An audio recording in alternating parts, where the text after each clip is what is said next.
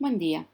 Hoy abordaremos el seminario número 13 de la materia Microbiología 1, el cual corresponde al segundo seminario de virología. En el seminario anterior vimos distintos conceptos y generalidades de los virus, y a partir de este seminario y en los dos subsiguientes abordaremos el estudio de distintos modelos seleccionados. En particular, hoy estudiaremos 4 modelos de infecciones agudas, recordando que las definimos como infecciones acotadas en el tiempo y que se autolimitan. Dos de los modelos que veremos corresponden a infecciones con puerta de entrada entérica, como son rotavirus y los enterovirus. A su vez, estos dos modelos se diferencian en cuanto a la espacialidad de la infección, siendo rotavirus un modelo de infección localizada y enterovirus un modelo de infección diseminada. Los otros dos modelos que abordaremos presentan puerta de entrada respiratoria y son los virus influenza como modelo de infección localizada y sarampión como modelo de infección diseminada. El objetivo que nos proponemos en este seminario es que, a partir de los distintos modelos, reconozcan las características relevantes en cuanto a la estructura, tipo de genoma, estrategias de replicación viral y particularmente los mecanismos que llevan al daño en cada una de las infecciones, teniendo en cuenta las particularidades de cada modelo. Resaltamos acá la palabra modelo, ya que la agrupación que realizamos en este seminario y en los que vienen es meramente pedagógica y nos ayuda a abordar el estudio de cada uno de los agentes, pero en la vida real no siempre se encuentran así de encasillados. Así, por ejemplo, un virus que causa, en la mayoría de los casos, una infección de tipo aguda, puede llegar a serlo de manera persistente en un hospedador inmunosuprimido, como es el caso del virus de la hepatitis E. Por otro lado, veremos hepatitis B como modelo de infección persistente, pero en la mayoría de las personas adultas que se infectan de manera horizontal, cursan la infección de manera aguda.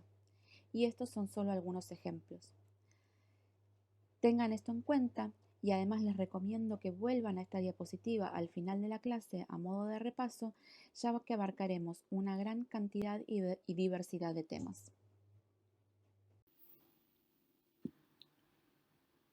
Bien, comencemos entonces con los virus que causan infecciones localizadas en el tracto gastrointestinal. Además de los rotavirus, otros agentes asociados a la producción de diarrea son los norovirus, los astrovirus y los adenovirus tipos 40 y 41. Todos estos virus tienen una distribución global. Los astrovirus están asociados a cuadros de diarreas en niños con elevada frecuencia durante los meses de invierno. Por otro lado, los norovirus se asocian a cuadros de diarrea en todos los grupos etarios y están asociados a la ingesta de agua y alimentos contaminados, y los brotes ocurren generalmente en comunidades cerradas como geriátricos, escuelas, guarderías y cruceros. Si bien pertenecen a familias distintas, estos virus comparten ciertas características estructurales, como son el hecho de que son desnudos, poseen simetría icosaédrica y su genoma es de ARN, excepto en el caso de los adenovirus. También muestran en común el hecho que todos prefieren como célula blanca a los enterocitos. Sin embargo, cada uno de los virus muestra cierta preferencia por enterocitos con diferente grado de diferenciación. Así, rotavirus replica en enterocitos maduros, aquellos que encontramos en el ápice de las microvellosidades. Los norovirus replican preferentemente en enterocitos medios, mientras que los adenovirus replican en los enterocitos más basales. Esto conlleva a un concepto muy importante, que es la posibilidad de infecciones mixtas por más de un agente viral. A nivel orgánico, la transmisión es fecal-oral. La entrada ocurre a través de la orofaringe y el egreso a través de las heces. En todos los casos, se produce una elevadísima virucopria, es decir, elevada cantidad de partículas virales en heces. Esto, sumado al hecho que son virus desnudos y por lo tanto estables en el ambiente, trae aparejado implicancias tanto epidemiológicas, con una alta tasa de transmisión y una transmisión también duradera en el tiempo, y también profilácticas, apuntando a medidas de higiene y salubridad para contener los brotes. También tiene implicancias en el diagnóstico. Por ejemplo, ¿qué tipo de muestra utilizarían ustedes para hacer el diagnóstico y qué buscarían en esas muestras para llegar al objetivo?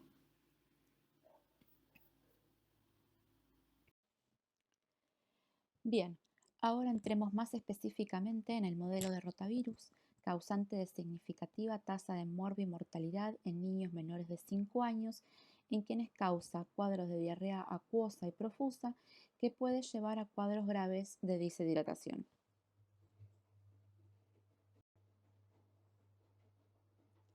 Rotavirus es un género dentro de la familia Reoviridae. Es un virus desnudo con una triple cápside proteica. La cápside más externa está formada por las proteínas BP4 y BP7, la cápside media formada por las proteínas BP6 y la más interna está formada por las proteínas BP1, BP3 y BP2. El hecho de ser desnudo y poseer una triple cápside proteica le otorga una alta estabilidad en el medio, resistencia a la desecación, al pH ácido y a los detergentes. En el interior de la cápside se encuentra el genoma, el cual consiste en 11 segmentos de ARN doble cadena. El genoma segmentado abre la posibilidad de eventos de reasociación, aportando a la considerable variabilidad y diversidad de los rotavirus. En cuanto a la diversidad, justamente, los rotavirus se dividen en 7 especies denominadas de la A a la G. Cabe acá destacar que el término especie fue incorporado en el año 2019 por el Comité Internacional de Taxonomía de Virus. Si leen bibliografía anterior, los encontrarán definidos como grupos de la A a la G. La especie A es la causante de aproximadamente el 95% de las infecciones en humanos. Esta, a su vez, se clasifica en diferentes serotipos en función de la reactividad de anticuerpos dirigidos contra las proteínas BP4 y BP7, lo cual define los serotipos P y serotipo G respectivamente. Por definición, los anticuerpos neutralizantes son serotipos específicos, por lo tanto, no hay reacción cruzada. De aquí surgen las preguntas. ¿Cabe la posibilidad de infecciones sucesivas por rotavirus? ¿Cómo está compuesta la vacuna? ¿Confiere la vacuna protección contra todos los serotipos de rotavirus?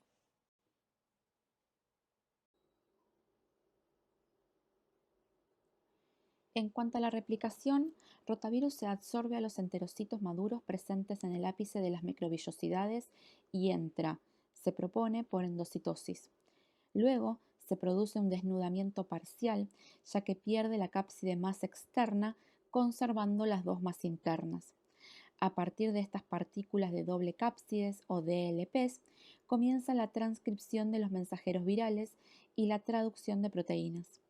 Las proteínas y los genomas neosintetizados se asocian en el citoplasma formando inclusiones citoplasmáticas electrón densas denominadas viroplasmas. Estos viroplasmas son estructuras no membranosas constituidas por las proteínas NSP5 junto con BP2, NSP2 y constituyen verdaderas fábricas de producción viral que enlazan la replicación genómica, por un lado, con el empaquetamiento del ARN viral en intermediarios tempranos de la cápside. Así, desde el viroplasma, las partículas subvirales brotan hacia el lumen del retículo endoplásmico, adquiriendo una membrana transitoria. En este proceso, la proteína BP7 es glicosilada. Finalmente, la progenie viral es liberada al lumen intestinal por lisis del enterocito maduro. De este ciclo de replicación extremadamente complejo y que aquí mostramos de manera muy simplificada, podemos mencionar dos cosas. En primer lugar, el hecho de que la transcripción y la replicación del genoma se lleven a cabo a partir de DLPs y dentro de estas estructuras denominadas viroplasma, se constituye en un mecanismo de evasión a la respuesta inmune, ya que permite ocultar PAMPs, como sería el ARN viral, y evadir así mecanismos de la inmunidad innata e intrínseca. En segundo lugar, notemos la ubicación de la proteína NSP4 en estrecha asociación con el retículo endoplásmico, ya que retomaremos su función más tarde. Esta diapositiva define los signos y síntomas que puede presentar un paciente con infección por rotavirus y la proporción en que cada uno de ellos y sus combinaciones se encuentra en la práctica. Cabe destacar que las combinaciones más frecuentes son los casos donde se presenta diarreas y vómitos, acompañado o no por fiebre. Ahora, ¿por qué mecanismos ocurre esto? Volvamos a lo que ocurre a nivel celular. En primer lugar, ya dijimos que la infección por rotavirus causa la lisis de los enterocitos maduros. Esto provoca la reducción de la superficie de absorción, destrucción de las microvellosidades y atrofia. Por otro lado, la proteína viral NSP4, la cual dijimos que se encuentra en estrecha asociación con el retículo endoplásmico, provoca la liberación del calcio que se encuentra retenido dentro del retículo, llevando al aumento de la concentración intracitoplasmática del mismo. Esto interfiere con diversos procesos funcionales. Entre ellos se observa un aumento de la permeabilidad intercelular por la disrupción de las uniones estrechas y la consecuente salida de agua hacia el lumen, desbalance osmótico por la alteración de la función de los sistemas de cotransporte de sodio, menor expresión de enzimas digestivas, entre otros. Un punto muy relevante es que NSP4 se secreta a partir de las células infectadas y puede interaccionar con células vecinas no infectadas, produciendo prácticamente los mismos efectos. Así, NSP4 actúa como una virotoxina y amplifica el daño producido. Por otro lado, y como veremos en la diapositiva que sigue con un poco más de detalle, rotavirus es capaz de infectar células enterocromafines. En estas células, NSP4 promueve la secreción de serotonina, llevando a la estimulación del sistema nervioso entérico, lo que trae aparejado una mayor motilidad. Finalmente, también contribuye al cuadro un componente inflamatorio que está dado por la infiltración mononuclear a la zona de infección. En resumen, el cuadro de diarrea en la infección por rotavirus es claramente multifactorial e incluye componentes malabsortivos, osmóticos y nerviosos. Además, existen otros factores relacionados con la gravedad del daño y que tienen que ver con el hospedador. Por ejemplo, la edad y el estado nutricional son claves en este sentido, ya que influyen en la tasa de recuperación de las vellosidades y del control de la respuesta inflamatoria. También la existencia de inmunidad previa, aunque sea heterotípica, confiere cierto grado de protección. Como ya mencionamos, se ha descrito que rotavirus es capaz de infectar células enterocromafines. En estas imágenes podemos observar secciones de tejido intestinal de ratones que fueron infectados de manera experimental por rotavirus.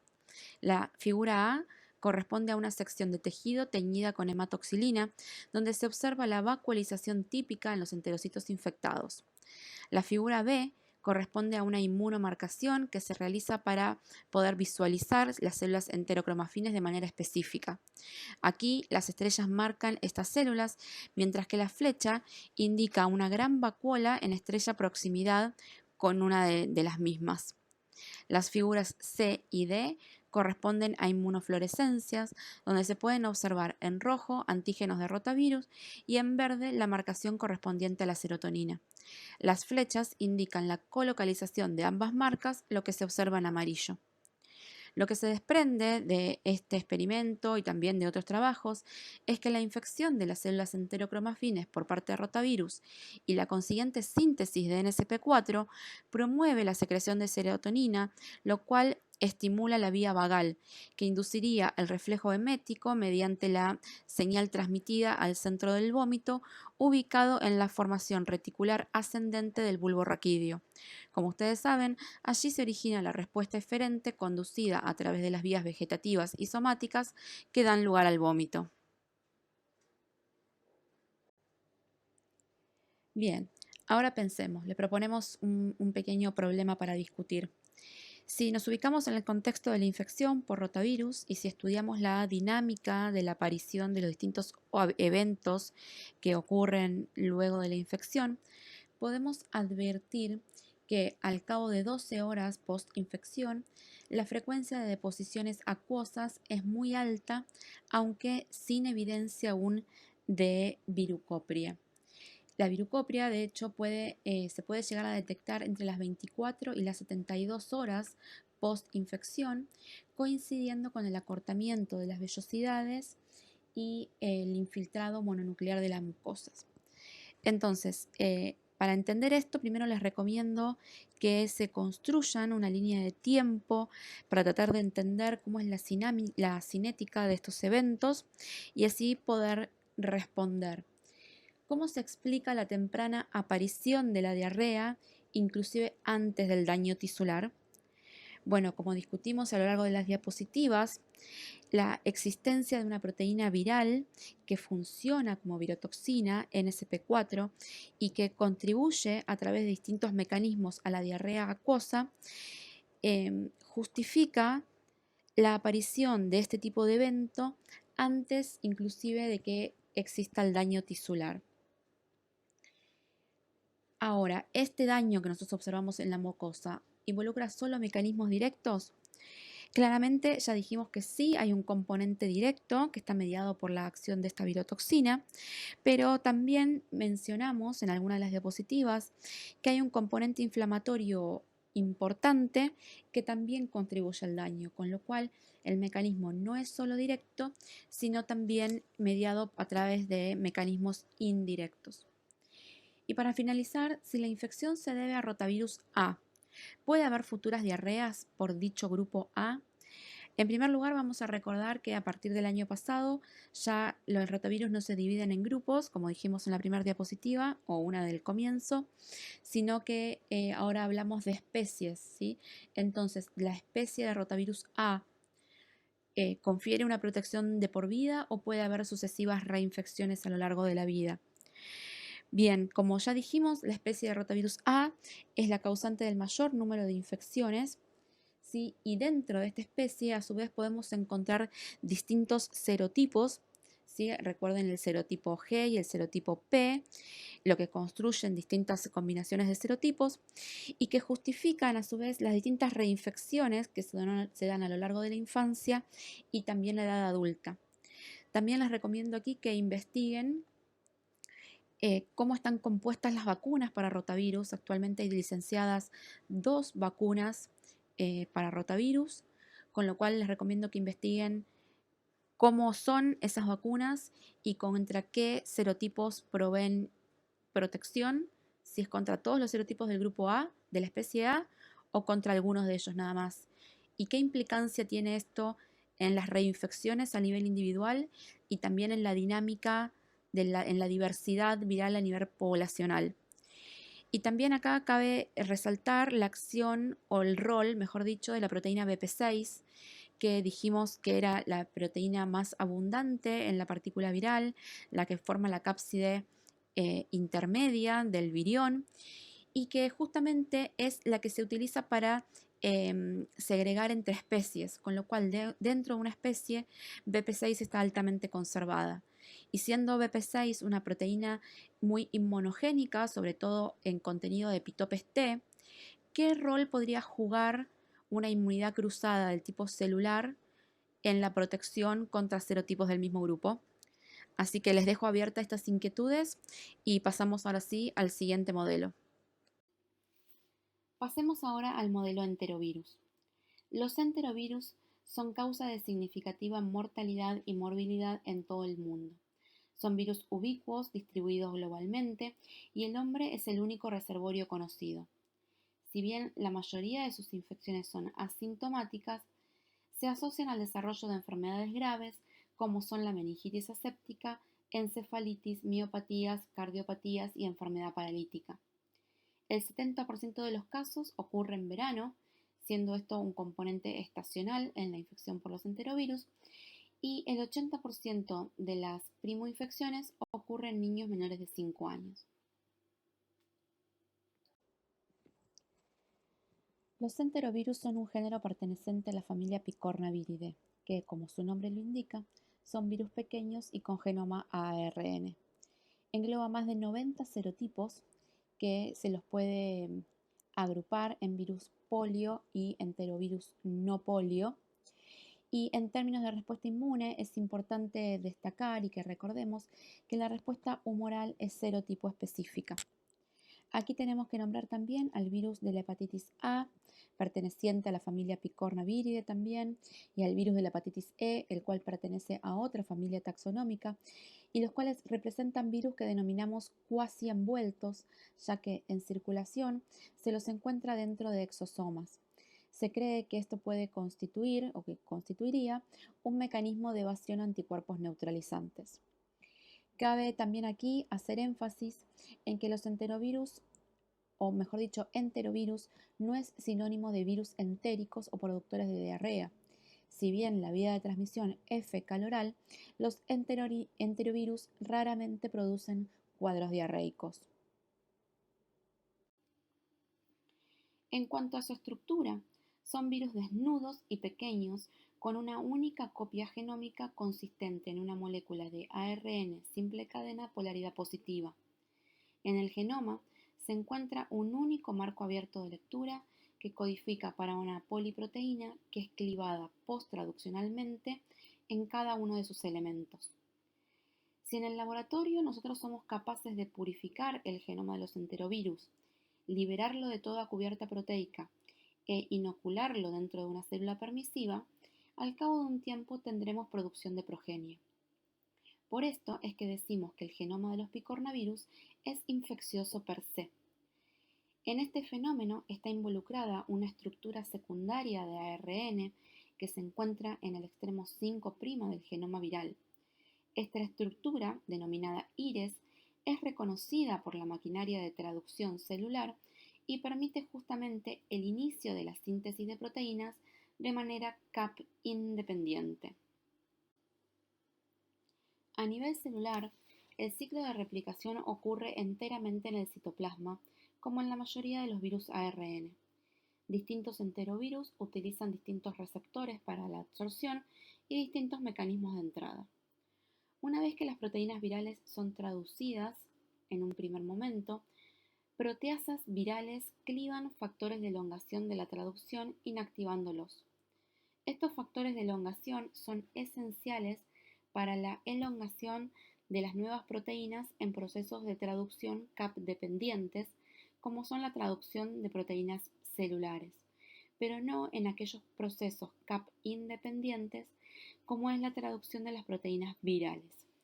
Es por esto que, en cultivos celulares infectados con enterovirus, se observa una curva de producción de proteínas bifásica, donde la primera caída de la curva representa la inhibición de la síntesis de las proteínas celulares y la siguiente pendiente positiva representa la producción favorecida de proteínas virales. Por otro lado, las proteasas virales también tienen múltiples roles con impacto patogénico directo. Un ejemplo típico de esto es la acción de la proteasa 2A del virus Coxsackie-B, ya que esta cliva a la proteína distrofina, impidiendo así la normal contractibilidad del miocardio y provocando el desarrollo de una miocarditis dilatada. La patogénesis en la infección por enterovirus incluye mecanismos tanto directos como indirectos. Los mecanismos directos incluyen, como discutimos en la diapositiva interior, la acción de proteasas virales y mecanismos de apoptosis. Por otro lado, la respuesta CD8 juega un papel muy relevante en el daño a través de mecanismos citotóxicos. A esto también le sumamos la generación, eventualmente, de anticuerpos autorreactivos, que llevan así al desarrollo de fenómenos de autoinmunidad. Vemos aquí algunos ejemplos de tinciones histológicas obtenidas en modelos con dos enterovirus distintos. En la figura de arriba lo que podemos observar es una tinción realizada con hematoxilina y eosina en un modelo de miocarditis por Coxsackie, donde podemos observar los dos grandes eventos que se dan en el desarrollo de esta patología. Por un lado, el componente inflamatorio, el cual queda evidenciado en esta foto a través del claro infiltrado que podemos observar. Y por otro lado, el daño directo producido por el virus, el cual podemos, o sea, queda evidenciado a través de la presencia de miocitos dañados entrando en procesos de apoptosis, donde este tipo de daño subyace justamente en lo que decíamos unas diapositivas más atrás, que es la acción de una proteasa viral, la proteasa 2A, que cliva a la proteína celular distrofina. Y este mecanismo en sí es el que per se se constituye como la etiología de la miocardiopatía dilatada. En la foto de abajo observamos la detección del ARN viral en el soma de neuronas. Esta detección de ARN viral se lleva a cabo a través de la técnica de hibridación in situ con sondas marcadas complementarias al genoma del virus, y justamente lo que pone en manifiesto es la capacidad del virus polio de, al menos en este modelo, infectar este tipo de células del sistema nervioso central. Ya mencionamos que la transmisión de los enterovirus es por la vía fecal-oral. La puerta de entrada es la mucosa oral y la orofaringe es el sitio primario de replicación, particularmente las amígdalas. Luego, gracias a su resistencia al pH ácido, el virus llega a las placas de Peyer donde replica. Esta replicación permite su eliminación en heces. El virus también logra replicar en ganglios cervicales y mesentéricos, dando lugar a una primera viremia que es fugaz y de baja cuantía. Esto le permite tener acceso al sistema retículo endotelial donde replica eficientemente y da lugar a la colonización de diferentes tejidos y a una viremia secundaria que es más prolongada en el tiempo y de mayor magnitud. Diferentes tejidos, incluyendo el sistema nervioso central, pueden ser alcanzados por distintos enterovirus y esto va a determinar los distintos cuadros clínicos que se pueden presentar. Como vemos en esta diapositiva, un mismo enterovirus puede asociarse con distintos síndromes y un mismo síndrome puede asociarse a distintos enterovirus. Sin embargo, hay asociaciones muy fuertes como son la conjuntivitis hemorrágica y la herpangina, por ejemplo, causadas por Coxsackie-A. Otro ejemplo también de asociación muy fuerte es la miocarditis y Coxsackie-B. Sin embargo, a priori no se puede descartar la infección por otro enterovirus distinto. Lo mismo ocurre o algo similar con la enfermedad paralítica, donde la asociación más fuerte es con el virus polio, pero también se han reportado casos por Coxsackie-A, Coxsackie-B y ecovirus. En este contexto también es importante resaltar que aparte de los enterovirus hay otros virus que pueden infectar el sistema nervioso central, que no los vamos a estar viendo en los seminarios, y que algunos de ellos pueden causar cuadros de meningitis, como por ejemplo el virus West Nile, o cuadros de encefalitis, como el virus de la rabia. Aquí se muestran algunas fotografías con algunas de las manifestaciones típicas causadas por distintos enterovirus, como son la conjuntivitis hemorrágica por el enterovirus 70, las lesiones típicas en la enfermedad pie, mano, boca, causada en este caso por Coxsackie-A, y niños con distintas lesiones permanentes, particularmente en los miembros inferiores, luego de haber sufrido la enfermedad paralítica por el virus polio. En relación al virus polio, justamente, saben que a nivel mundial existen solo 3 países con circulación de virus salvaje. Y esto se fue dando gracias a la existencia de 2 vacunas antipolio muy efectivas y que se aplican de manera sistemática desde ya hace varias décadas. Gracias a esto es que hace varios años se emprendió un trabajo tendiente a alcanzar la erradicación del virus polio a nivel global, tal como se hizo con el virus de la viruela. Una primera estrategia para alcanzar este objetivo comprendió la eliminación de uno de los serotipos vacunales de la vacuna Sabin, particularmente el serotipo 2, con lo cual esta vacuna pasó a ser una vacuna atenuada, como venía siendo antes, pero bivalente en vez de trivalente.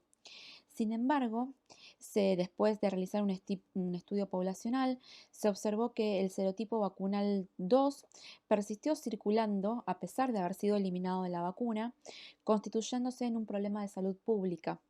Y este problema, particularmente en Argentina, condujo al uso de la vacuna trivalente inactivada de Salk.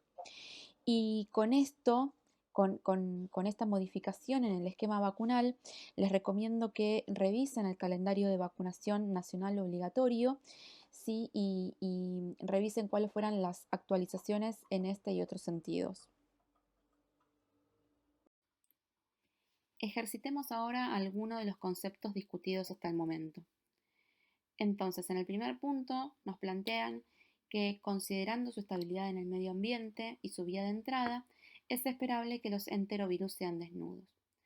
Bueno, claramente los enterovirus son virus desnudos y gracias a esta propiedad poseen una elevada estabilidad en el ambiente y también una gran resistencia a las condiciones adversas impuestas por el tracto gastrointestinal. En segundo lugar, los genomas ARN de simple cadena polaridad positiva son siempre infecciosos. Vimos que en el caso de los enterovirus esto es cierto. Si estos virus poseen un genoma RNA simple cadena polaridad positiva que es infeccioso per se, gracias a la estructura IRES en el extremo 5'. Pero ¿esto aplica a todos los virus que tienen este tipo de genoma?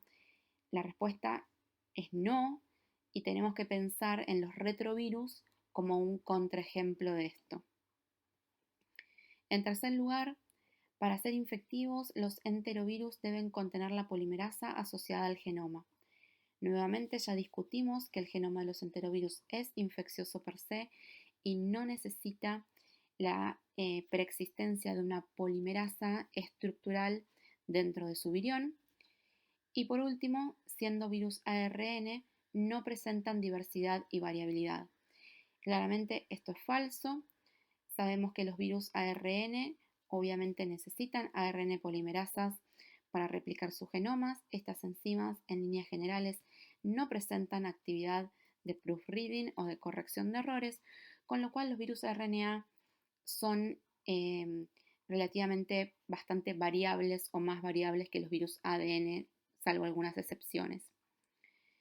Ya vimos que en el caso particular de los enterovirus es un género que presenta una gran diversidad con más de 90 serotipos distintos y también relativa variabilidad dentro de cada uno de esos serotipos. Bien, aquí tenemos algunos otros enunciados para seguir discutiendo en este modelo. El primero de ellos nos dice que los enterovirus son causa de brotes de diarreas en países subdesarrollados. Ya discutimos a lo largo, cuando empezamos este seminario, o cuando empezamos con este modelo, mejor dicho, que los enterovirus son virus distribuidos de manera global y no asociados al desarrollo de cuadros de diarreas, con lo cual el primer enunciado es falso. En segundo lugar, nos planteamos si la infección por virus Coxsackie-B genera protección cruzada para Coxsackie-A y otros enterovirus.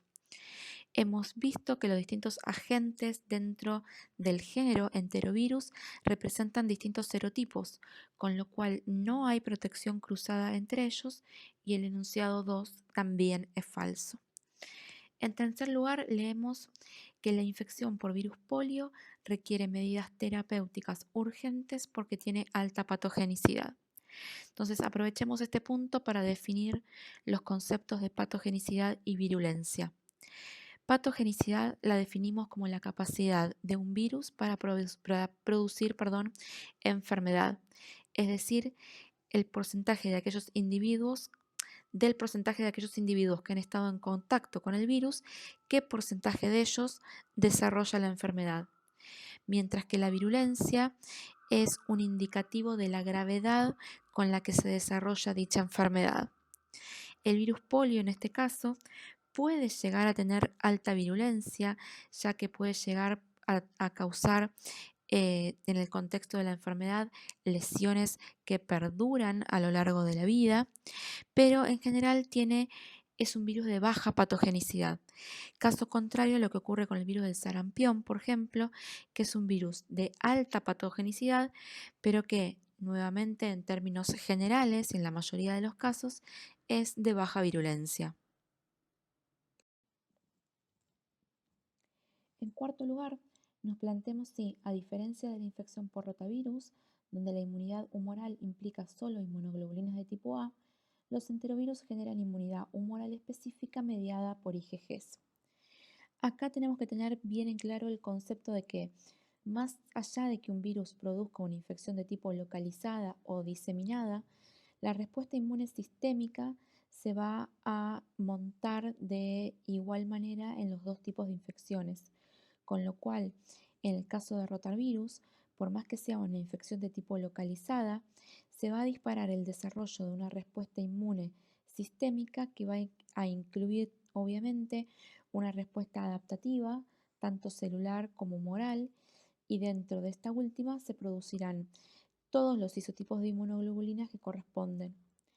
Obviamente, en el modelo de rotavirus, la IgA tendrá un rol central como componente fundamental de lo que es la inmunidad asociada a mucosas, pero también se producirá IgGs. Y lo mismo ocurre en el caso de los enterovirus, con lo cual el enunciado es falso. Por último, nos planteamos si solo los enterovirus poseen la estructura IRES en su ARN genómico. Este enunciado también es falso, ya que los miembros de la familia Flaviviridae, entre los cuales podemos nombrar al virus dengue, el virus Zika y el virus de la hepatitis C, también poseen una estructura tipo IRES en su ARN genómico. Bien, hasta aquí llegamos con los modelos con puerta de entrada entérica y comenzamos con los de entrada respiratoria. Antes de desarrollar el tema de influenza, es importante recordarles que una de las teóricas aborda el tema de los virus respiratorios que producen infecciones localizadas, exceptuando influenza, e incluye el virus sincicial respiratorio, los adenovirus, rinovirus, metanemovirus, paramyxovirus y obviamente, y por la relevancia en el momento que estamos atravesando, también incluye los coronavirus y más específicamente el coronavirus 2 del SARS. Influenza constituye un modelo con vía de ingreso a través del tracto respiratorio y con afinidad por los mucopolisacáridos, y produce esencialmente infecciones del tipo localizadas. Influenza pertenece a la familia Orthomyxoviridae, dentro de la cual podemos encontrar 3 géneros de acuerdo a la nomenclatura establecida por el Comité Internacional de Taxonomía de Virus en el año 2019. El género Alpha Influenza Virus, que incluye a la especie Virus Influenza A, el género Beta Influenza Virus, que incluye a la especie Virus Influenza B, y el género Gamma Influenza Virus, que incluye a la especie Virus Influenza C. La partícula viral es envuelta, de simetría helicoidal. En la envoltura podemos encontrar a las proteínas hemaglutinina, a la proteína neuraminidasa y a la proteína M2, la cual es un canal iónico. El genoma de las especies de virus de influenza A y B consiste en 8 segmentos de ARN simple cadena de polaridad negativa que pueden codificar hasta 16 proteínas virales, mientras que la especie influenza C, el genoma de la especie influenza C, consiste en 7 segmentos genómicos. El ARN de cada segmento se encuentra asociado a la proteína NP y a un complejo compuesto por las proteínas PB1, PB2 y PA que constituyen a las polimerasas virales. La especie de virus influenza A, la cual es la especie que está distribuida globalmente, digamos, y que es la que causa el mayor número de infecciones a nivel mundial, se puede subclasificar en función del subtipo de hemaglutinina, de la cual hasta ahora se han descrito 16 variantes, y también del subtipo de neuroaminidasa, de la cual hasta ahora se han descrito 9 variantes. Así, uno de los virus que circula actualmente es el virus influenza A H1N1, que se introdujo en la población durante la pandemia del año 2009. Junto con este, cocirculan en el mundo el virus influenza A H3N2 y el virus influenza B. Cabe destacar que la infección por uno de estos 3 virus influenza no confiere protección cruzada frente a una subsiguiente infección por alguno de los otros 2, aún durante la misma temporada epidémica, y de ahí la necesidad de vacunas polivalentes. Influenza replica en células epiteliales del tracto respiratorio. La absorción ocurre a través de la unión de la hemaglutinina con residuos de ácido ciálico presentes en el cáliz celular. La entrada ocurre a través del mecanismo de endocitosis. Si hacemos un poco de zoom en este mecanismo, se observa que en el proceso natural de maduración del endosoma, este empieza a acidificarse, es decir, que se acumulan protones en su interior. En este contexto de una partícula viral dentro de un endosoma acidificado, el canal M2 bombea protones al interior de la partícula viral, provocando también su acidificación. Esto lleva a un cambio conformacional en la hemaglutinina que hace que se exponga un dominio fusogénico en esta proteína y se catalice la unión de la membrana del endosoma con la envoltura del virus, que es lo que observamos en la figura. De esta manera, los segmentos genómicos son liberados al citoplasma y transportados hacia el núcleo, un fenómeno infrecuente en los virus con genoma ARN. De hecho, este transporte es un mecanismo activo y específico e implica la interacción entre proteínas celulares y proteínas del virus influenza.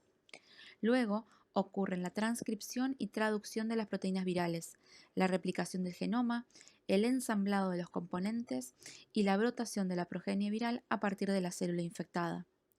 Vamos a recalcar el rol de la neuroaminidasa en este proceso. Recordemos que las neuroaminidasas son sialidasas, es decir, enzimas que clivan ácido siálico. Por lo tanto, la neuroaminidasa en la envoltura del virus juega un rol central en la invasión del tejido, por un lado, pero también, desde su expresión en células infectadas, en la liberación de los viriones de la propia célula infectada y posiblemente también en su transmisibilidad. En el cuadro que vemos en la esquina superior derecha, observamos lo rápido que el virus influenza replica. Si pensamos en términos de respuesta inmune, en esta ventana de tiempo nos encontramos en presencia principalmente de la respuesta innata, es decir, interferones de tipo 1, otras citoquinas y células NK, mientras que la respuesta adaptativa, tanto celular como humoral, aparecerá de 7 a 10 días después.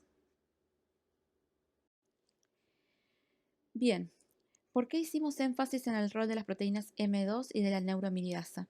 Porque justamente son blanco de acción de diferentes antivirales. La amantadina actúa sobre el canal M2 manteniéndolo en su conformación cerrada. Así, en presencia de este inhibidor, las partículas virales son retenidas dentro de los endosomas y son posteriormente degradadas. Este antiviral está actualmente en desuso por problemas relacionados a fenómenos de resistencia. Por otro lado, las drogas oseltamivir y zanamivir inhiben la acción de la neuroaminidasa, impidiendo la liberación de la progenie viral a partir de las células infectadas. A nivel orgánico, las vías de entrada y salida es a través del tracto respiratorio. Los cuadros clínicos pueden ir de leves a graves y pueden incluir faringitis, laringotraqueobronquitis, bronquiolitis, bronquitis y neumonías.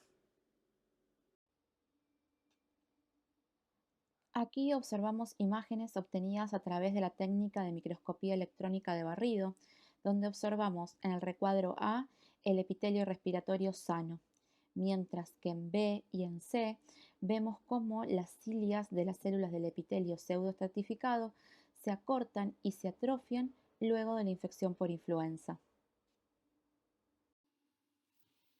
¿Cuáles son los mecanismos de daño en la infección por influenza? Para ejemplificar esto, vamos a utilizar un modelo extremo que es lo que ocurre en el síndrome de distrés respiratorio agudo. En el cuadrante superior derecho vemos esquematizado un alveolo sano, donde el lumen está libre de líquido, vemos los neumocitos en contacto con las células endoteliales y el intercambio gaseoso ocurre de manera óptima.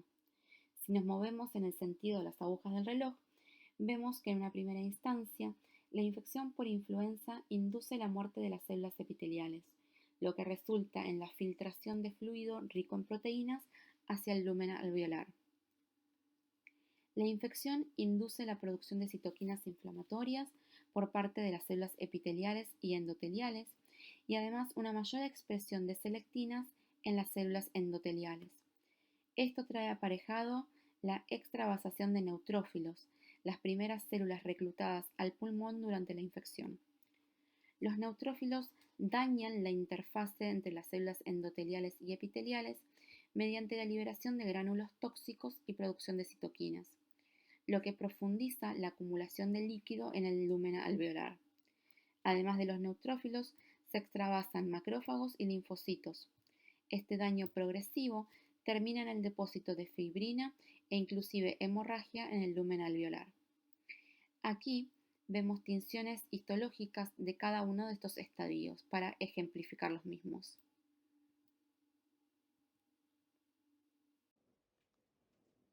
Una de las complicaciones más frecuentes en la infección por influenza no es la infección por este virus en sí, sino las neumonías bacterianas secundarias. Este fenómeno se da por distintos mecanismos. En primer lugar, existe un grave daño del tejido respiratorio y, por lo tanto, una grave afectación de su funcionalidad, incluyendo el barrido mucociliar y la integridad intercelular. Por otro lado, el clivaje de ácido siálico deja expuestos receptores bacterianos que, de otra manera, estarían tapados por el glucocálix celular, favoreciendo así la adherencia bacteriana. En tercer lugar, existe además una disminución en la inmunidad local. Hay una menor producción de betadefensinas, apoptosis de macrófagos, inhibición de la producción y de la acción de interferones de tipo 1. Todo esto en conjunto favorece la invasión del tejido por parte de bacterias y también otros virus, aumentando la probabilidad del desarrollo de cuadros graves de neumonías, particularmente en adultos mayores o individuos con otras comorbilidades. Como ya sabemos, influenza es un virus extremadamente variable. Los mecanismos a través de los cuales puede variar los podemos dividir en cambios menores o drift genético o cambios mayores o shift genético. Los cambios menores representan cambios puntuales en el genoma viral. Estos cambios se acumulan a lo largo del genoma como consecuencia de errores introducidos por la polimerasa viral durante el proceso de replicación del genoma, ya que, como sabemos, las ARN polimerasas no poseen actividad proofreading. Estos cambios menores, particularmente aquellos que se acumulan en las proteínas más expuestas, como son la hemaglutinina y la neuraminidasa, traen como consecuencia los eventos estacionales interanuales de influenza y la necesidad de una vacunación año tras año. Para entender los cambios mayores, primero debemos tener en cuenta que el virus influenza circula en hospedadores no humanos como son aves salvajes, aves domésticas y también en cerdos. Los cerdos representan un hospedador intermedio muy importante, ya que son susceptibles a la infección por variantes virales que circulan en aves domésticas y también en humanos. Así funcionan como cocteleras génicas, donde eventualmente pueden ocurrir eventos de reasociación entre virus aviares, porcinos y humanos. Si esta variable, si la nueva variante resultante mantiene el tropismo por los humanos, entonces estaríamos frente a una nueva potencial pandemia como ocurrió en el año 2009.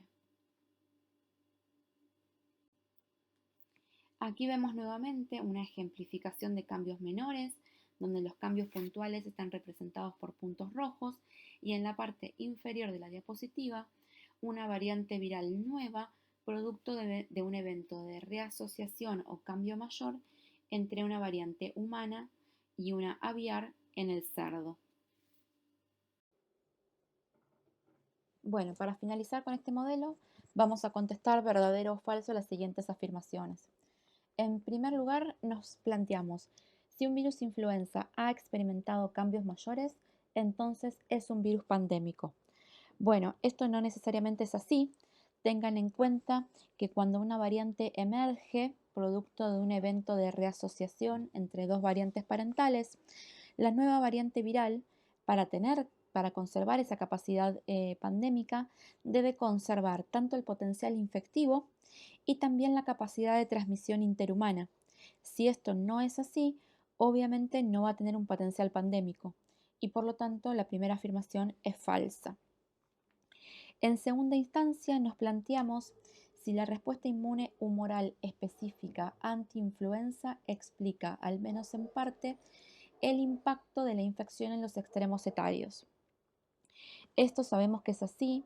Sabemos que los grupos etarios más afectados por el virus de influenza son los niños y los adultos mayores.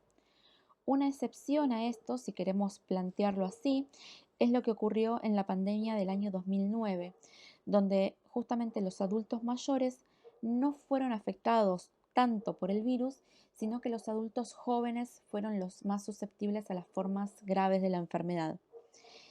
A posteriori, se pudo establecer que lo que estaba ocurriendo en esta situación es que los adultos mayores tenían cierto grado de eh, inmunidad cruzada que venía dada ya que habían estado expuestos a el virus influenza A H1N1 que circuló desde la pandemia de 1918 hasta aproximadamente el año 1950. Con lo cual, ese, ese, ese grado de inmunidad cruzada que les confirió cierto grado de protección, sí, los convirtió en ese momento particular en un grupo etario que estuvo o que contó con cierto grado de protección contra las formas severas de la enfermedad, a diferencia de lo que pasó con los individuos, con los adultos jóvenes. Con lo cual esta afirmación es verdadera, haciendo esta salvedad. En tercer lugar, nos planteamos si el daño celular de neumocitos es fundamentalmente promovido por la respuesta inmune, aún la innata. Vimos en el ejemplo del síndrome de dificultad respiratoria aguda y vimos también en otra diapositiva que el ciclo de replicación del virus es muy muy rápido y que la respuesta inmune innata juega un rol central en la patogénesis de influenza, con lo cual esta afirmación es verdadera.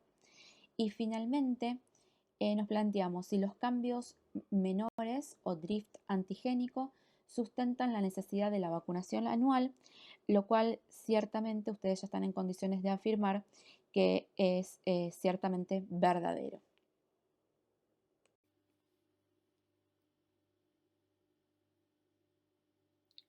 Finalmente abordaremos el último modelo de hoy. Sarampión es justamente un modelo que durante los últimos años ha tomado especial relevancia en salud pública.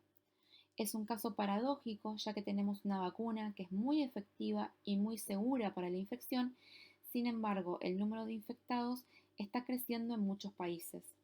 En Argentina particularmente ya habíamos sido declarados país libre de circulación endémica de sarampión en el año 2000. Sin embargo, en el año 2017 se reportaron 17 casos, en el 2018 14, en el 2019 95 y fueron reportados 50 casos hasta febrero del 2020. Más aún, este año, en el 2020, se produjo la primera muerte de sarampión después de 22 años. Por lo tanto, es un tema que recobró relevancia, es sujeto de constante vigilancia epidemiológica y se ha puesto especial énfasis en el cumplimiento del calendario de vacunación.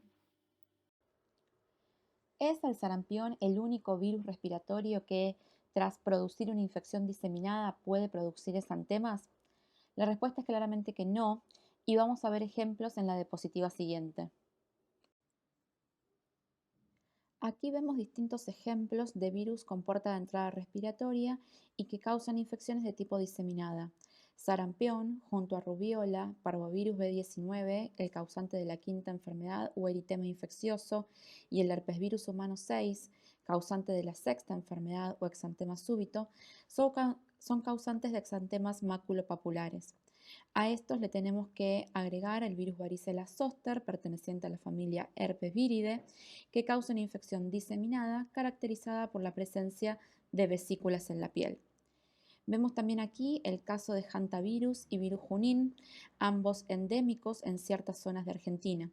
Hantavirus puede llevar al desarrollo del síndrome pulmonar por hanta, mientras que el virus junín, endémico en la región pampeana y para la cual existe una vacuna disponible para la población en riesgo, puede llevar al desarrollo de la fiebre hemorrágica argentina.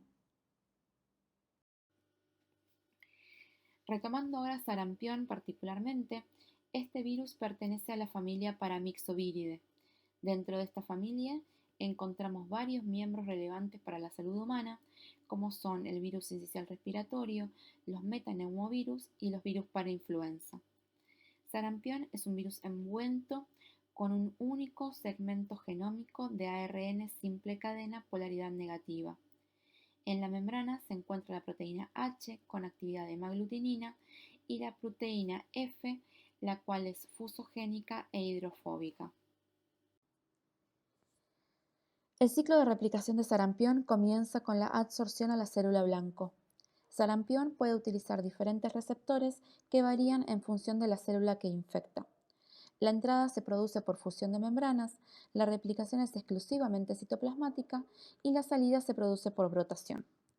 En cuanto a los receptores, la cepa vacunal de sarampión, que es una cepa atenuada del virus, utiliza la molécula CD46 como receptor. Por otro lado, la cepa salvaje utiliza la molécula CD150 o SLAM para infectar diversas células de estirpe inmune, ya que se expresan en varios tipos de ellas. Además, puede utilizar la molécula nectina 4, también denominada PBRL4, y que se expresa en la cara basolateral de células epiteliales.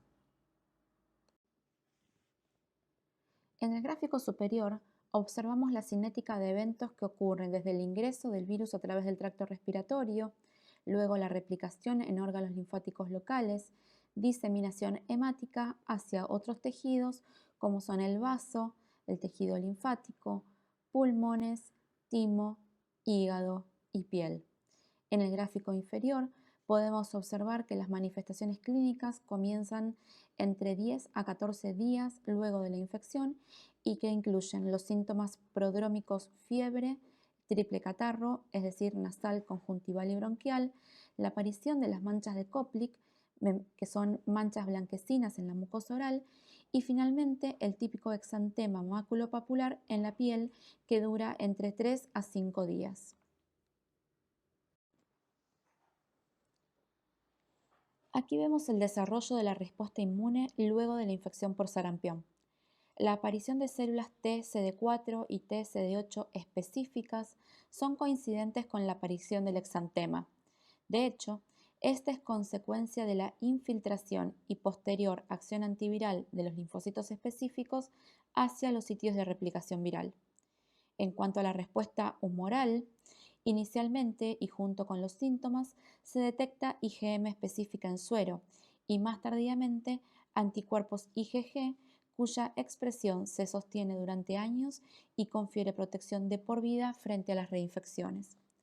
Finalmente, destacamos que en concomitancia con el desarrollo de los síntomas se produce un estado de inmunosupresión transitoria caracterizado por la disminución de linfocitos T y B de memoria circulantes, aumento de linfocitos transicionales, los cuales tienen una capacidad proliferativa reducida, y un aumento de linfocitos T regulatorios.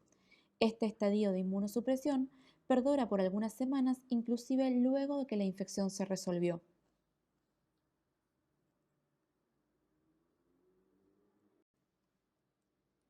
En la foto que vemos arriba a la izquierda, podemos observar las típicas manchas de Koplik en la mucosa oral y en la foto de abajo, el típico exantema en el torso de un niño infectado. Si hacemos un análisis histológico en biopsias de estas lesiones, veremos claros infiltrados leucocitarios que incluyen tanto células TCD4 como células TCD8. Entendemos así que estas manchas no son habitadas, entre comillas, por el virus, sino que son la consecuencia de la acción antiviral de la respuesta celular específica en los sitios de replicación viral en el endotelio vascular de la dermis. Es paradójico el hecho de que esto ocurre en concomitancia con un fenómeno de inmunosupresión transitoria, como mencionábamos anteriormente. Veamos un poco más en detalle qué sucede cuando el virus ingresa al organismo. Para iniciar la infección, el virus ingresa por la vía aérea. Las partículas virales atraviesan el tracto respiratorio superior e inferior, donde encuentran células inmunes residentes, ya sean macrófagos, células dendríticas o linfocitos que expresan el receptor CD150.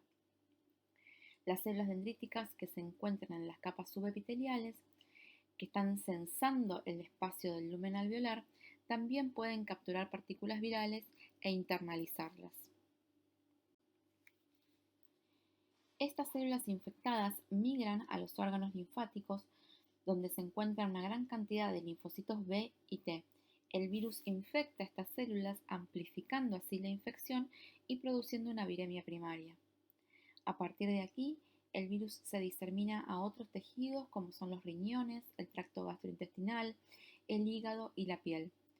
Una vez que aparece la respuesta T específica, estos linfocitos se infiltran en los distintos tejidos, incluyendo la piel, trayendo como consecuencia el típico exantema. A su vez, ocurre una depresión de células inmunes por distintos mecanismos que lleva al estado de inmunosupresión transitoria, dejando abierta la posibilidad a complicaciones subsiguientes, como por ejemplo sobreinfecciones secundarias. En las etapas tardías de la infección, el virus retorna al tracto respiratorio e infecta a las células epiteliales utilizando como receptor a la molécula nectina 4 expresada en la cara basolateral de dichas células. Allí el virus replica y es liberado al lumen alveolar a partir del polo apical de las células. A partir de allí es nuevamente liberado hacia el ambiente a través de las secreciones respiratorias. Nuevamente, y como acabamos de mencionar, una vez que el virus retorna al tracto respiratorio, replica en células endoteliales y es liberado hacia el lumen alveolar y de allí al medio ambiente a través de microgotas. Vamos a hacer especial énfasis aquí en la capacidad de sarampión de transmitirse por la vía aérea en sentido estricto, cosa que no ocurre con la mayoría de los virus respiratorios.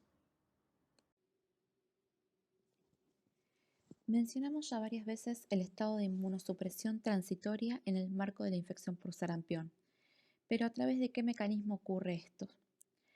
Uno de estos mecanismos incluye la muerte directa de células inmunes a consecuencia de la infección por el virus. Esto afecta tanto a células dendríticas y a linfocitos T, como marca la diapositiva, pero también a linfocitos B. En ambos compartimientos, es decir, en los linfocitos T y los linfocitos B, afecta tanto a células naïve como células de memoria. Por otro lado, se ha descrito proliferación anormal de células T y B, desbalance de citoquinas hacia perfiles más tolerogénicos, como el perfil regulatorio, y también un sesgo hacia un perfil de tipo Th2 y también disfunción de células presentadoras de antígeno. Además, se ha propuesto que las células dendríticas pueden favorecer la infección de células T mediante mecanismos de transinfección, alimentando aún más la afectación de esta población en el contexto de la infección. A partir de esto, surge, no hace demasiado tiempo, el concepto de amnesia inmune en el contexto de la infección por sarampión. Esto es que la depresión de células de memoria que ocurre a raíz de la infección viral, es decir, la disminución de células de memoria que se generaron a partir de infecciones pasadas, predispone a infecciones futuras. Dicho de otro modo o visto de otra manera, podemos hablar del sistema inmune como amigo o enemigo.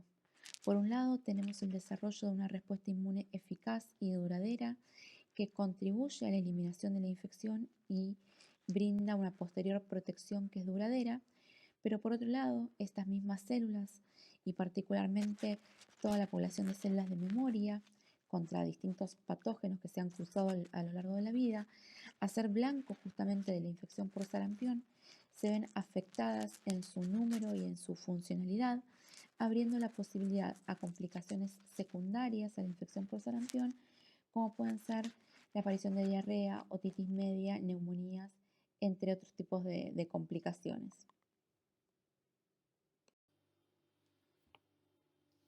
Para terminar, si bien sarampión cursa de manera aguda y sin complicaciones en la mayoría de los casos, existen ciertas complicaciones relacionadas a la invasión del sistema nervioso central y o a la persistencia viral.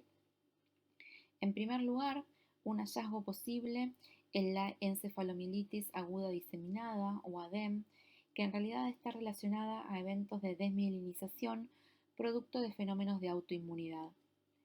Por otro lado, la encefalitis con cuerpos de inclusión es una complicación que se observa en hospedadores inmunosuprimidos y donde se ha evidenciado la presencia de virus en el sistema nervioso central. Finalmente, la panencefalitis esclerosante subaguda, donde también se ha encontrado virus en el sistema nervioso central y este virus que reside allí se ha asociado justamente a la imposibilidad de limitar la infección aguda y a que el virus ha ganado la capacidad de persistir en el organismo. Su curso es lento, progresivo y de desenlace fatal y se ha asociado a la ocurrencia de la primoinfección antes de los 2 años de edad. Bien, para terminar, repasemos algunos de los conceptos vistos a lo largo de este último modelo. Entonces, el primer enunciado nos plantea que a pesar de ser un virus RNA, sarampión no tiene variabilidad. Recordemos que todos los virus que tienen genoma ARN, al tener una RNA polimerasa que no corrige errores, o sea que no tiene una actividad de proofreading, tienen una considerable variabilidad. La RNA polimerasa de sarampión no escapa a este concepto. Sin embargo, la tasa de fijación de esas mutaciones en este modelo es muy baja, dado a distintas restricciones estéricas que acontecen a lo largo del genoma de este virus. De hecho, existe un único serotipo descrito para sarampión. Esto, a lo largo del curso de la infección, genera una inmunidad duradera y protectora. También la vacuna que existe contra sarampión, que es una vacuna altamente efectiva, es una vacuna monovalente que genera protección contra este único serotipo de sarampión que conocemos hasta ahora. Y por otro lado, también cabe mencionar que si bien conocemos un único serotipo, sí se conocen 20 genotipos distintos para sarampión, lo que le da una considerable diversidad.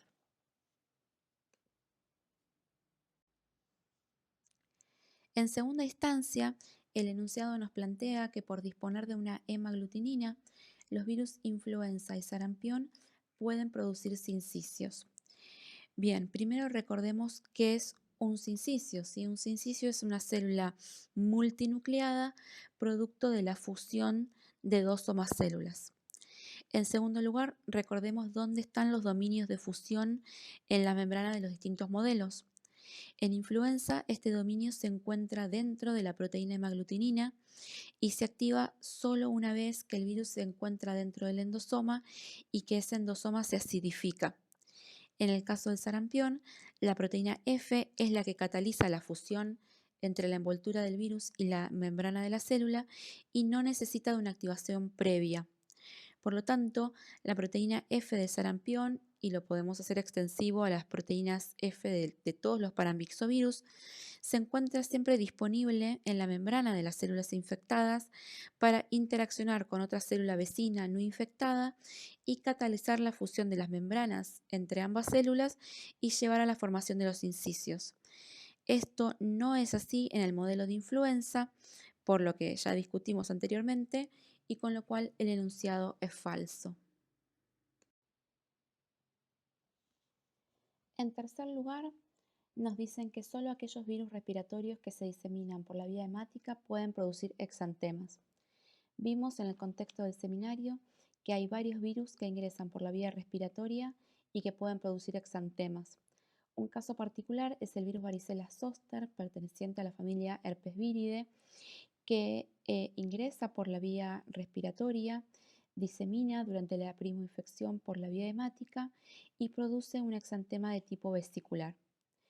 Luego hace latencia, ¿sí? Modelo que veremos en el seminario que viene, y luego de la reactivación de esta latencia, disemina ahora sí por vía neural para dar un exantema localizado, o sea, el exantema localizado denominado zoster. Además, tenemos que recordar que hay otros modelos que ingresan por distintas vías, que además de la vía respiratoria, que también pueden dar exantemas, y algunos de esos modelos tienen que ver con el virus dengue, virus Zika, hepatitis B, entre otros. Bien, el cuarto enunciado nos dice que al igual que el virus rubiola, parvovirus B19 y varicela zoster, las lesiones por virus sarampión son habitadas. Ya vimos en el seminario que el exantema característico de la infección por el virus sarampión está causado por mecanismos relacionados con la respuesta inmune específica que se monta frente al virus sarampión y no son lesiones habitadas, ¿sí? Lo mismo que ocurre con el virus rubiola y parvovirus B19, mientras que en cambio el contraejemplo aquí sí es el virus varicela zoster, donde ese exantema vesicular característico sí podemos encontrar altos títulos de virus infectivo dentro de las vesículas.